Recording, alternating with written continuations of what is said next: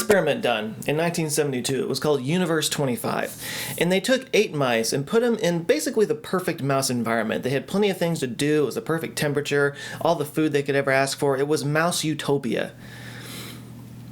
Until things went horribly wrong. With no challenges to keep them in check, the mice wildly overpopulated, fighting broke out, social norms broke down, and things got bad.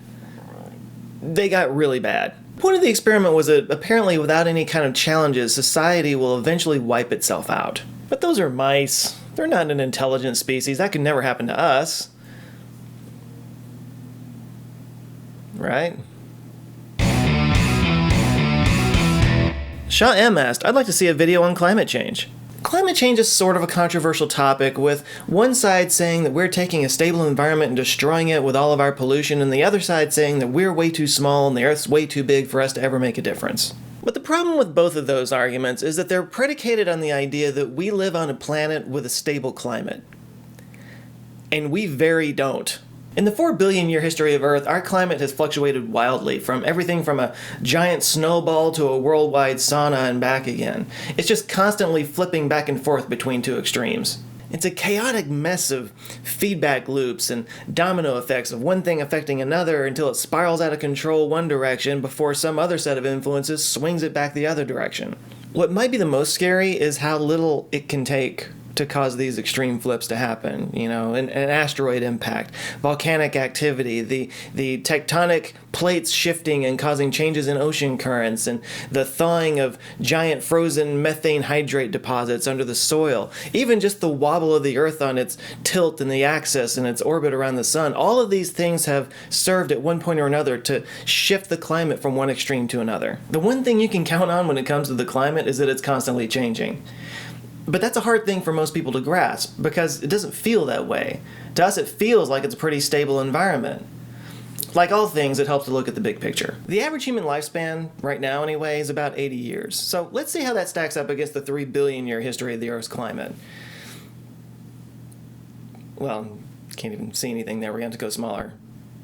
Yeah, still smaller. Keep going. More. Yeah, one more. There it is. Yeah. That's consequential. There's a lot we're not seeing in a single human life, but what about all of human history? That's actually where things get pretty interesting. But for that, we're going to have to take a couple steps back. Because when you look at this time scale, what a lot of people don't realize is that for the vast majority of human history, we lived in an ice age. And by the way, just to put the ice age into perspective, consider these boulders in Central Park. These grooves on the boulders were caused by the grinding motion of glaciers that covered New York and most of North America. The glaciers over New York were 3 miles high.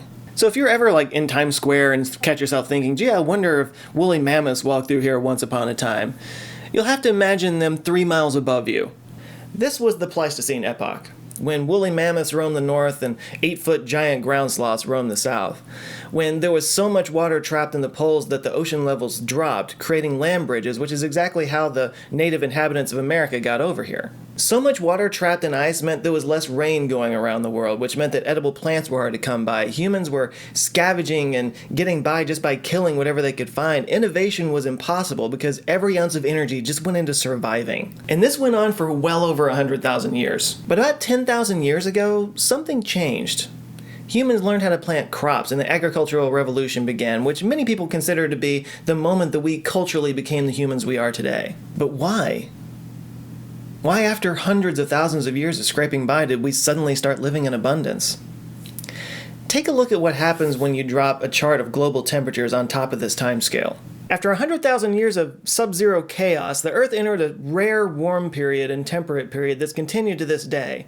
And it's no accident that that correlated with the beginning of the agricultural revolution. Warmer weather and more rain made it possible for starchy grains like rice and oats and wheat to flourish, and early humans were just clever enough to figure out how to cultivate that. But it wasn't just what they were eating. They had to keep track of time to know when to plant and when to harvest, so calendar systems were created. Since the food was shared around, systems of math and weight weights and measures had to be developed, and to keep track of inventory, they had symbols that represented the different grains. Those symbols then went on to become the foundations of our first languages. Monetary systems and currencies formed, and then hubs and marketplaces for trading, cities sprung up, and the civilizations as we know it came to be. Our entire way of life was made possible because of this random, rare, and fragile stretch of stable climate over the last 10,000 years. So here's an idea.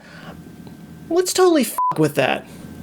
About 150 years ago, we started digging carbon-based fossil fuels out of the ground and burning it for energy. This kicked off the Industrial Revolution, which proved to be even a bigger game changer than the Agricultural Revolution. I mean, really, 200 years ago, people weren't living that much differently than people did 5,000 years ago. The pace of change that we have seen in the last 200 years has been unbelievable. That's why I'm not really that big of a hater on fossil fuels, because I mean, when it all comes down to it, our lives have been made unmeasurably better because of them. But the downside, of course, is that there's been a worldwide, long-term, concerted effort to dig carbon that's been sequestered under the ground for millions of years and pump it up into the atmosphere, which has wound up pushing the greenhouse gases level up over 400 parts per million in 2013. And the last time the world has seen that level of CO2 concentration in the atmosphere was 3 million years ago in the mid-pliocene period, which pushed sea levels up 80 meters. And over half the world's population lives near coastlines, so yeah, that's a problem. The scarier part is that crops that have been stable for thousands of years are going to become a lot less stable, water's going to become scarce, and next thing you know, you're going to be strapped to your nuts to a giant wall of speakers on wheels playing a flaming guitar.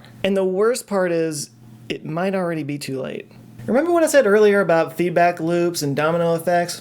Well, as the Arctic warms, the ice melts, which exposes the darker ground underneath, which absorbs more of the sun's radiation, making everything warmer. Spiral! And as that ground warms, it thaws the permafrost, soil that's been frozen for thousands of years, and inside of that are organic compounds that break down into carbon dioxide and methane, putting even more greenhouse gases into the atmosphere. In fact, last year, scientists were puzzled by these craters that seemed to just appear out of nowhere in Siberia. Well, now they've determined that they were explosions caused by frozen methane deep in the ground that evaporated. Spiral! And the oceans actually absorb a lot of carbon dioxide from the air, but it makes the oceans acidic, which kills algae that turns carbon dioxide into oxygen, which takes that carbon dioxide out of the carbon process, leaving it up in the air and making it even more concentrated. Spiral! But that's okay, because our natural gas drilling is way safer than it used to be. Now you're looking at a rupture within a massive underground containment system. It was first detected more than 2 months ago. It's venting gas at a rate of 110,000 pounds an hour. Oh, for the love of God! So, doctor, what do we do? Like, what do we do? What do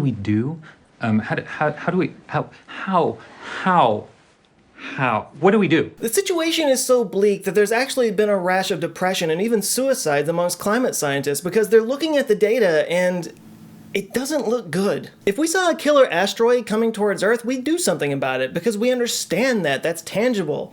We get hit, we go boom. But climate change isn't so simple. It's not just a single tangible threat, and there isn't any one single action that we need to take to stop it. The only way to combat this is for us to change our habits and our lifestyles. Unfortunately, human beings are not very good at making drastic change unless there's a huge tragedy to spur that change. So the bad news is, it's probably going to get a lot worse before it gets better. But the good news is, we're one of the most adaptable species on the planet. We were forged in the ice ages. And if there's one thing that's changing faster than our climate right now, it's our exponential rate of technology. Just last year, German physicists announced a successful test of the Windelstein 7X nuclear fusion reactor. It actually held a fusion reaction for a quarter of a second. And nuclear fusion is the holy grail of clean energy. It doesn't create any harmful byproducts, and it would be an ongoing, stable, continuous source of energy. Now, a quarter of a second isn't very long, but it's a start. The Wright brothers' first flight only lasted 12 seconds. Tesla Motors just last week launched the Model 3, which is their electric car for the masses, which, if it's successful, could completely change the way we drive over the next 10 years, putting millions of completely emission-free cars on the road. New battery technologies are making it possible to store more energy and retrieve it faster, which could completely overhaul our entire electrical infrastructure. Solar panels are getting more and more effective and cheaper and easier to install than ever before. Massive CO2 scrubbers could clean the air of the carbon dioxide, and in fact, last year a Chinese artist went around Beijing with a vacuum cleaner and collected air and was able to make a brick out of it. If one guy could do that, imagine what we could do on a big industrial scale. Hi, Acme Brick? Yeah, I've got an idea. Worst case scenario, we could construct massive solar shields that actually orbit between the Earth and the Sun that can adjust the amount of light that hits Earth. A 16-year-old kid developed a solar-powered ocean cleanup project that could get all the plastic out of our oceans in a couple of decades and pay for itself. In the end, it's all about sustainability. If you're spending $500 a month more than you're making, you're eventually going to run out of money or go into debt. It's just not sustainable. Similarly, if you're pumping carbon dioxide and other greenhouse gases into the atmosphere more than you're taking out, eventually there's going to be a reckoning. Not to mention, fossil fuels are a limited resource. We're going to run out at some point. Ultimately, it's up to all of us to change our mindsets on this planet and how we use it. Support politicians that see the value in these kinds of large-scale climate recovery projects, and don't let the whole "it costs too much" argument get in there, because you know what? It's going to cost a whole lot less to be proactive about it than to move all these cities out of the way that are in danger because of sea level rise. And if you want to make some changes in your own life to help do your part to make the world more sustainable, I highly suggest checking out my friend Tom's channel, Green Shortz. In it, he gives you ideas and tips and tricks to be more sustainable in your own life, not just in your little daily activities, but also in big green building projects as well. The videos are short and fun and hugely informative. If you want to make a difference, you've got time for this. And for one final thought, I kind of hate it when I hear environmentalists talk about save the world or saying that we're destroying the world, because it's just not true. We're not going to destroy the world. The world's going to destroy us. Very early in Earth's history, a Mars-sized planet smashed into the Earth, which dug a huge chunk of the crust out, which wound up forming the moon. And you know what happened? It just kept going. We could launch every nuclear weapon that has ever existed at the same time, and the Earth would barely flinch, okay? It was around billions of years before we were here. It will be around long after we're gone. When we talk about climate change, we're not talking about saving the Earth. We're talking about saving ourselves. The fact that the Earth has been in this relatively stable climate for the last 10,000 years has been a ridiculous stroke of luck for humanity. And right now, we're pushing that luck to the breaking point. In our tiny lifespans, we've seen enormous progress in technology and culture, and we just assume that it's a foregone conclusion that it's going to keep going that way. I mean, why wouldn't it? It's all we've ever known. It is written nowhere that this is going to continue. It's up to us to fight for it, to wise up, to put an end to this thing that Elon Musk called the dumbest experiment in human history. Because I don't know about you, but I like where things are going. And I want to see him keep going that way. But what do you think? Do you think it's too late?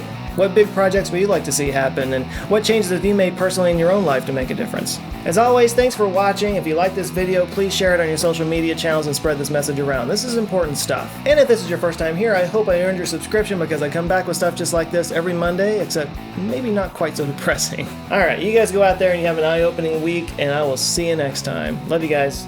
Take care.